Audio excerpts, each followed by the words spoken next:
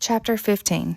Then some Pharisees and scribes came to Jesus from Jerusalem and said, "Why do your disciples break the tradition of the elders? For they do not wash their hands when they eat bread." And he answered to them, saying, "Why do you yourselves transgress the commandment of God for the sake of your tradition? For God said, 'Honor your father and mother,' and he who speaks evil of father or mother is to be put to death.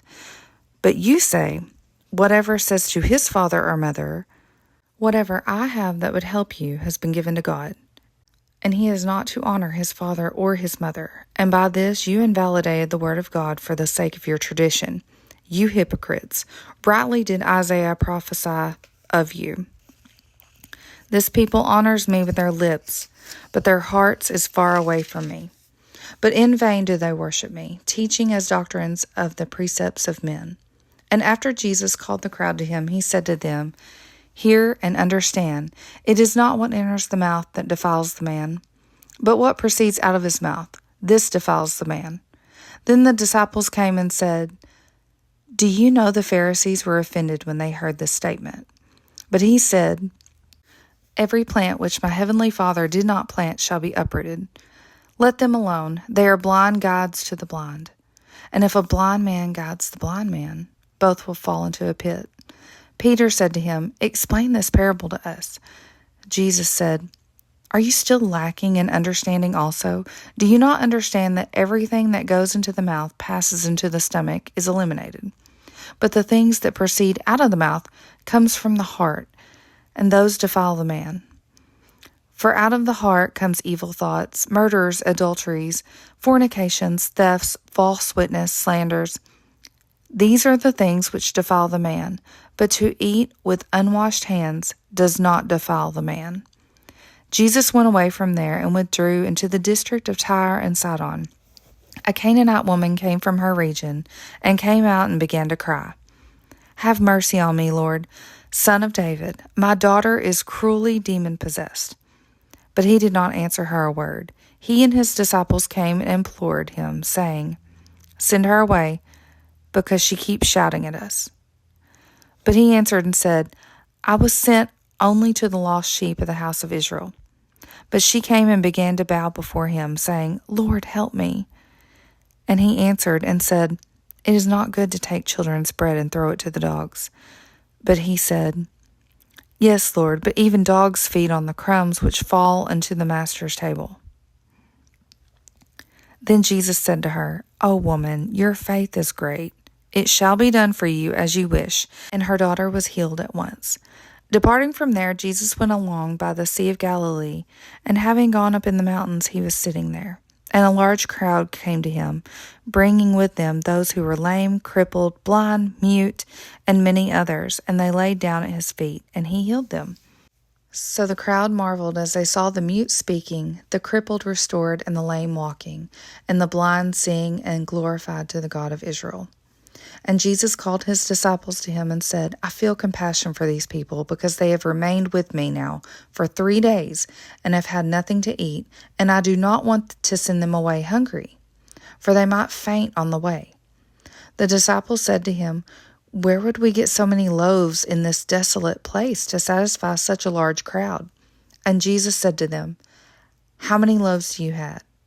And they said, 7, and a few small fish. And he directed the people to sit down on the ground. And he took the 7 loaves and the fish, and giving thanks, he broke them and started giving them to his disciples. And the disciples gave them to the people. And they all ate and were satisfied. And they picked up what was left over of the broken pieces, 7 large baskets full. And those who ate were 4,000 men, besides women and children. And sending away the crowds, Jesus got into the boat and came to the region of Magdala. Chapter 16. The Pharisees and the Sadducees came up, testing Jesus, and they asked him to show him a sign from heaven. But he replied to them, "When it is evening, you say, 'It will be fair weather. The sky is red, and in the morning there will be a storm, for the sky is red and threatening. Do you know how to discern the appearance of the sky, but cannot discern the signs of the times? An evil and adulterous generation seeks after a sign, and the sign will not be given it, except the sign of Jonah. And he left them and went away. And the disciples came to the other side of the sea, but they had forgotten to bring any bread. And Jesus said to them, "Watch out and beware of the leaven of the Pharisees and the Sadducees." They began to discuss this among themselves, saying, "He said that because we did not bring any bread." But Jesus, aware of this, said, "You men of little faith, why do you discuss among yourselves that you have no bread? Do you not understand or remember the 5 loaves of the 5,000, and how many baskets full you picked up? Or the 7 loaves of the 4,000, and how many large baskets full you picked up? How is this that you do not understand that I did not speak to you concerning bread, but beware of the leaven of the Pharisees and the Sadducees?" Then they understood that he did not say to beware of the leaven of bread, but of the teaching of the Pharisees and Sadducees. Now when Jesus came into the district of Caesarea Philippi, he was asking his disciples, "Who do people say that is the Son of Man?" And they said, "Some say John the Baptist, and others Elijah, but still others Jeremiah, or one of the prophets." He said to them, "But who do you say that I am?" Simon Peter answered, "You are the Christ, the Son of the living God." And Jesus said to them, "Blessed are you, Simon Bar-Jonah, because flesh and blood did not reveal this to you, but my Father who is in heaven. I also say to you that you are Peter, and upon this rock I will build my church, and the gates of Hades will not overpower it. I will give you the keys of the kingdom of heaven, and whatever you bind on earth shall be bound in heaven, and whatever you loose on earth shall be loosened in heaven." And then he warned the disciples that they should tell no one that he was the Christ. From that time Jesus began to show his disciples that he must go to Jerusalem and suffer many things from the elders and chief priests and scribes, and be killed, and be raised up on the 3rd day. Peter took him aside and began to rebuke him, saying, "God forbid it, Lord. This shall never happen to you." But he turned and said to Peter, "Get behind me, Satan. You are a stumbling block to me, for you are not setting your mind on God's interest, but man's." Then Jesus said to his disciples, "If anyone wishes to come after me, he must deny himself and take up his cross and follow me. For whoever wishes to save his life will lose it, but whoever loses his life for my sake will find it. For what will it profit a man if he gains the whole world and forfeits his soul? Or what will a man give in exchange for his soul? For the Son of Man is going to come in the glory of his Father with his angels, and will then repay every man according to his deeds. Truly I say to you, there are some of those who are standing here who will not taste death until they see the Son of Man coming in his kingdom." Chapter 17. 6 days later, Jesus took him, Peter and James and John his brother, and led them up to the high mountain by themselves. And he was transfigured before them, and his face shone like the sun, and his garments became as white as light. And behold, Moses and Elijah appeared to them, talking with him. Peter said to Jesus, "Lord, it is good for us to be here, if you wish.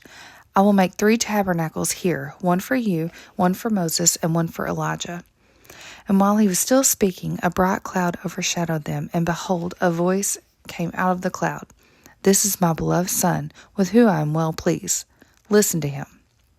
When the disciples heard this, they fell face down to the ground and were terrified. And Jesus came to them and touched them, and said, "Get up, and do not be afraid."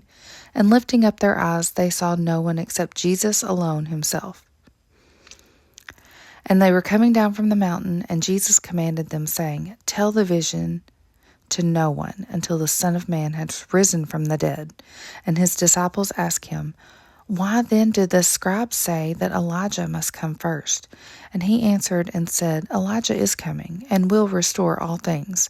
But I say to you that Elijah already came, and they did not recognize him, but did to him whatever they wished. So also the Son of Man is going to suffer at their hands." Then the disciples understood that he had spoken to them about John the Baptist. When they came to a crowd, a man came up to Jesus, falling on his knees before him, saying, "Lord, have mercy on my son, for he's a lunatic and is very ill. For he often falls into the fire and often into the water. I brought him to your disciples, and they could not cure him. And Jesus answered and said, You unbelieving, perverted generation, how long shall I be with you? How long can I put up with you? Bring him here to me. And Jesus rebuked him, and the demon came out of him, and the boy was cured at once. Then the disciples came to Jesus privately and said, Why could we not drive it out? And he said to them, Because of the littleness of your faith, for truly I say to you, if you have faith the size of a mustard seed, you will say to this mountain, Move from here, and it will move, and nothing will be impossible to you. But this kind does not go out except by prayer and fasting. And while they were gathering together in Galilee, Jesus said to them, The Son of Man is going to be delivered into the hands of men, and they will kill him, and he will be raised on the third day. And they were deeply grieved. When they came to Capernaum, those who collected the 2 drachma tax came to Peter and said, Does your teacher not pay the 2 drachma tax? And he said, Yes. And when he came to the house, Jesus spoke to him first, saying, What do you think, Simon? From who do the kings of the earth collect customs or poll tax, from their sons or from strangers?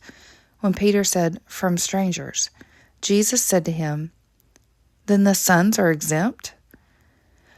However, so that we do not offend them, go to the sea and throw a hook in, and take the first fish that comes up.